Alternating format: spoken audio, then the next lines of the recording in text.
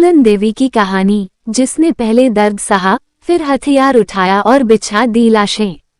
इंसान के साथ हो रहे अन्याय को न्याय व्यवस्था द्वारा न्याय देने की परंपरा हमेशा से चली आई है। लेकिन कुछ लोग होते हैं जो अपने साथ हुए अन्याय के बाद न्याय व्यवस्था पर भरोसा नहीं कर पाते। जो लोग कानून को हाथ में लेकर अपना बदला खुद लेते हैं, उनकी समाज में दो तरह की छवि बन जाती है। दस्यू रानी फूलन देवी एक ऐसा ही नाम है जो सोचने पर मजबूर कर देती है कि उसके बारे में कैसी राय बनाना उचित रहेगा। कुछ के लिए फूलन देवी सच में देवी थी, तो कुछ के लिए आज भी वह एक कुख्यात डकैत और कई लोगों की हत्यारन है।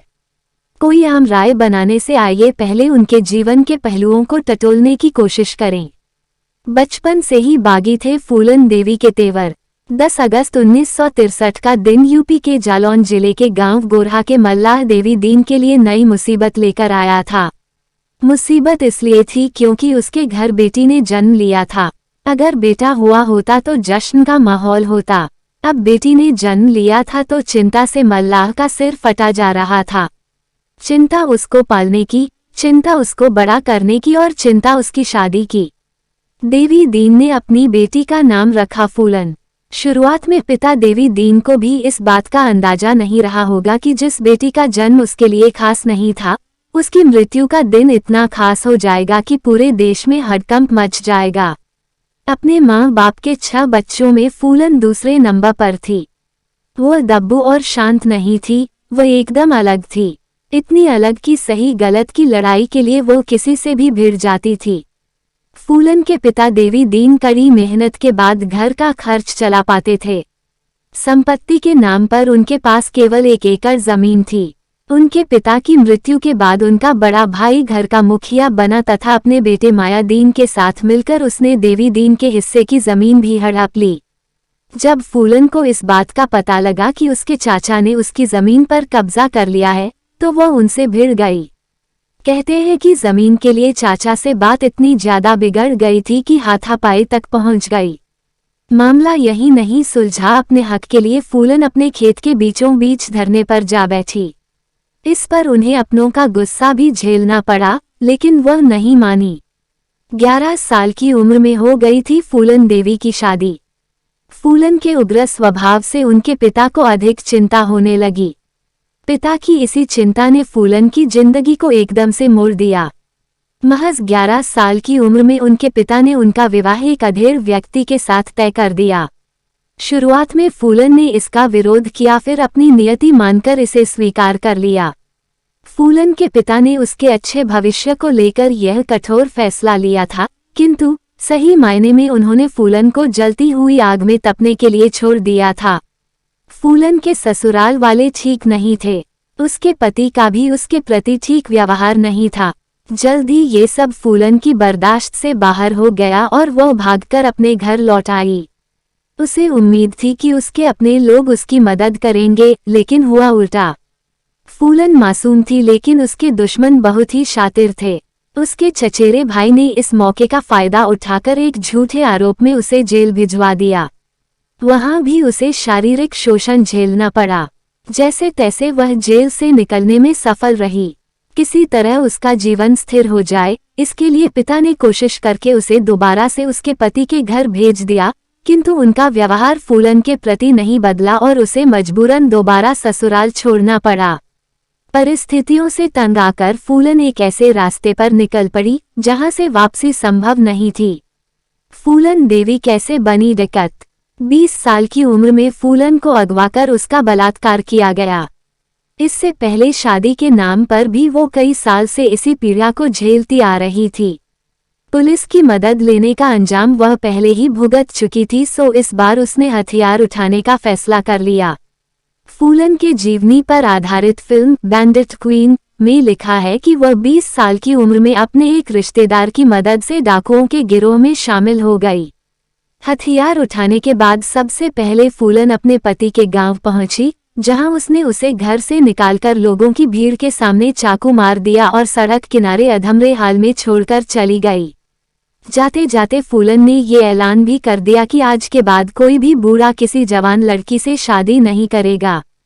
हथियार उठा लेने भर से फूलन की परिस्थितियां नहीं बदली थीं।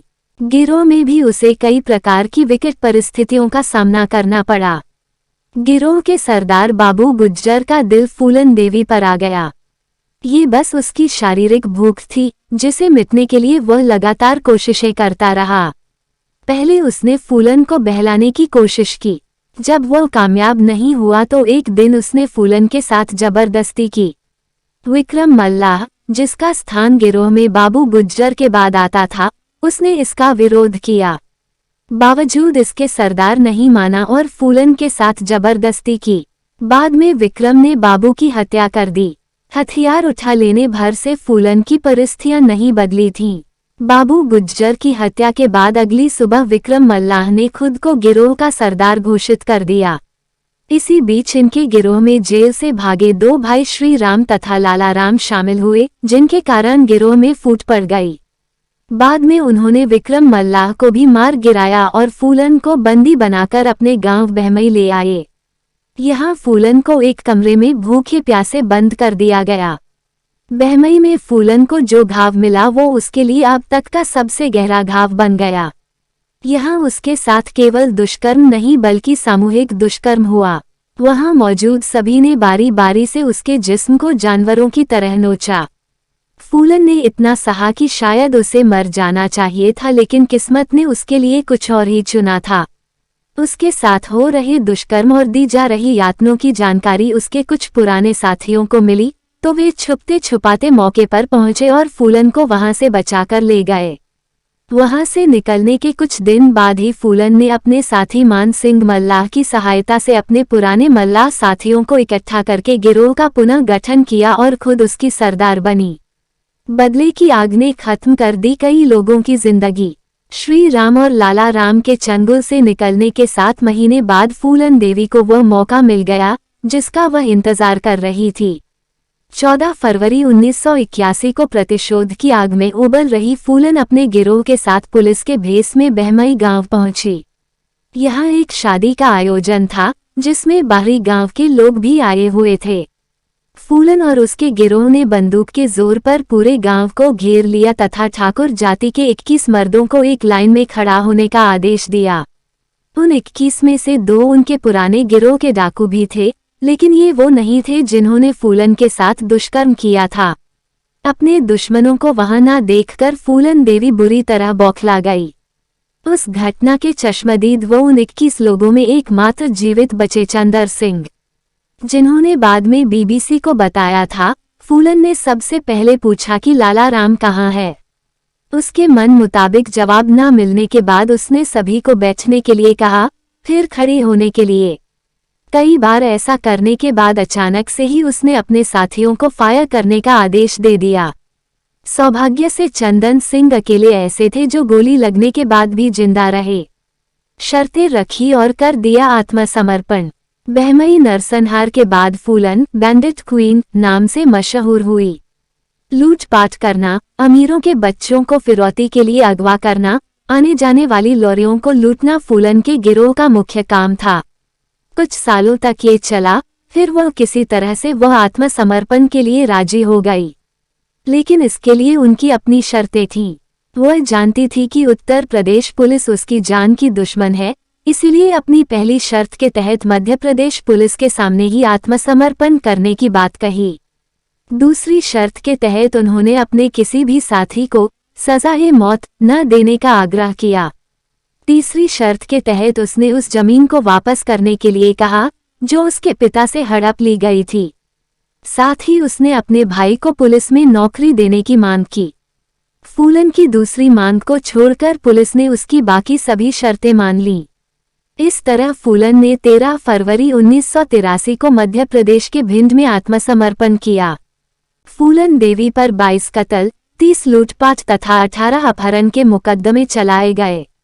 इन सभी मुकदमों की कार्यवाही में ही 11 साल बीत गए।